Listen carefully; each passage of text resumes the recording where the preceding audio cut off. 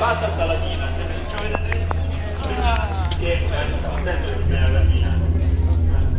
Siete veramente, evidentemente siete molto didatticamente sottovanti, perché i tanti italiani tradizione e innovazione cerchiamo di combinare. Tradizione e innovazione mi sembra una bella ricetta.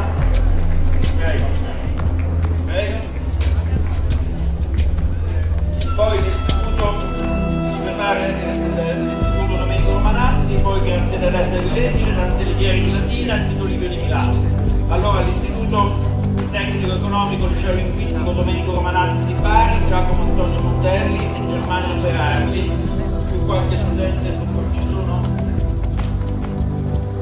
arrivati? Glielo mandiamo. L'istituto tecnico Grazia Deledda di Lecce, nella Cutrino di Antonio Romano.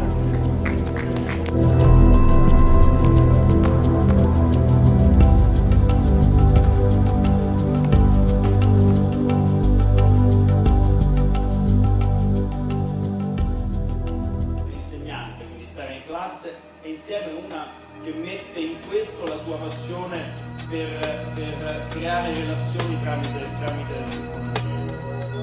buongiorno a tutti, grazie di essere qui e benvenuti alla vostra premiazione. E cosa vuol dire? Ve lo dico in poche parole, vuol dire essere in relazione perenne con quella che per me è conoscenza, perché la relazione è conoscenza. E mi presento un attimo, sono un insegnante, quindi voi colleghi, e faccio il mio lavoro con passione, con interesse.